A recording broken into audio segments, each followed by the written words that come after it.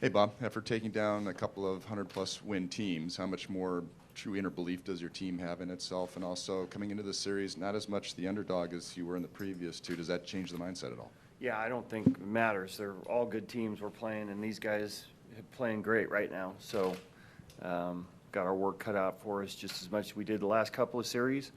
But we kind of try to more concentrate on what we're doing, our style of play, and kind of go from there.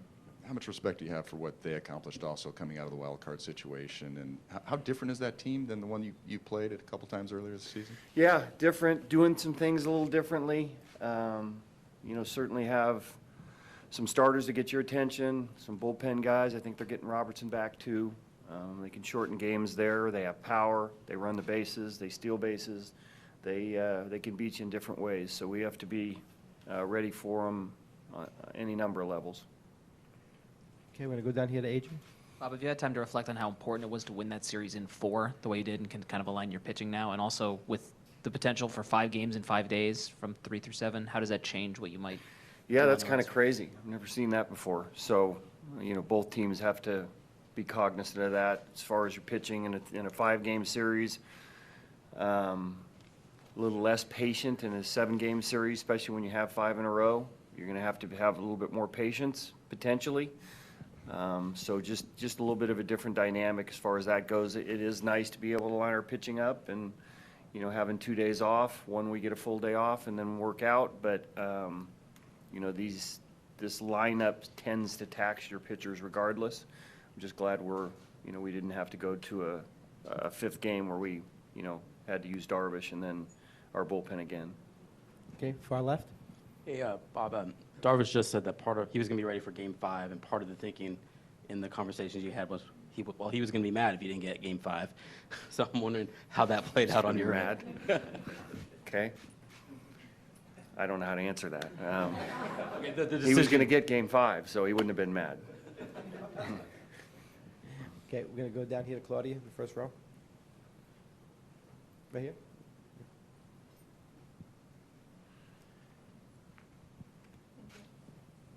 Bob, you got some great starting pitching, and they did such a great job, especially like Musgrove. Do you expect some of the pitchers go deeper like him? It just depends on how it plays out. We obviously monitor stuff. We're deep in the season. They have a lot of innings under their belt. We have a pretty good bullpen. There's certainly take a look at how many times they're on the lineup that we expect somebody to be effective. So I don't think at this point in time we're just going in to push. Yet, there's more games, and 5 in a row, and potentially taxes your bullpen a little bit. But I think it's just more game to game, how a particular game goes, and we'll look at what we need to do the next day. Okay, I'm going to go down here on the left, Tim. Bob, in talking about 5 and 5, you mentioned the word patience, and I'm wondering, obviously we probably all thought the same thing in terms of pitching, but what's that going to actually look like maybe in the first 2 or 3 days of the series? Well, you have 2 and then you have an off day. So that's a little bit different. It's the latter part I was more referencing as far as how you have to go about that. That's kind of more regular season a feel to it being 5 games in a row. So potentially 5 games in a row. So, the first 2 we were going to kind of dictate how the rest of them go. I think, with the pitching matchups in the first 2 games, runs could be at a premium and might have to look to do things a little bit differently. And then as the series goes on a little bit longer, maybe you're a little bit more patient and maybe looking for a big inning or something like that. But, that's just off the top of my head trying to forecast where this goes. Bob, I asked some version of this question the other day, but it feels more applicable now with Manny and Bryce playing each other. What do you remember about that 2018-19 offseason? And kind of do you think that the results of that offseason are kind of bearing fruit now this week? I don't remember a ton about it. I know that Manny came here and he went there, but they're 2 premier players that both teams revolve around. So I think the impact that he's had there is similar to the impact that Manny's had here. When you're looking at how you're pitching to lineups, those are the first 2 guys that pop out, and you try to limit the damage to those guys. Sometimes that's easier said than done, but I think there are a lot of similarities on the respect they get and how they've impacted these organizations from that point till now.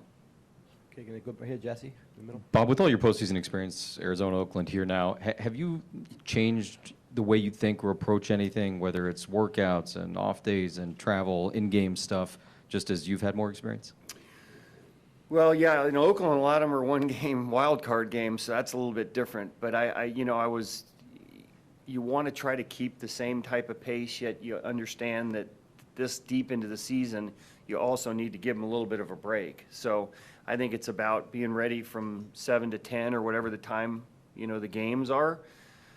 Cutting back a little bit, like we had a full day off yesterday, which I think we'll benefit from, work out today and go forward. But you have to understand that these guys have been going at it for a long period of time here, and you have to be cognizant of that as much as you maybe throw at them before games. Okay, we're gonna go far right over there, Darren. Hey, Bob, both these teams have a fair share of star power. For whatever reason, it kind of took them to this point in the season to really hit their stride.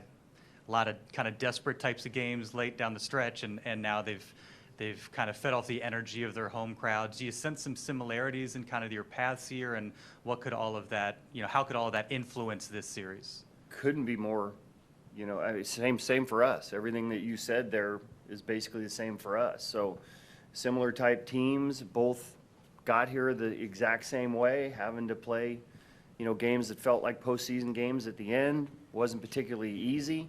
Both teams probably benefited from that it was hard getting in. And both teams have played really well against teams that, won divisions for the most part.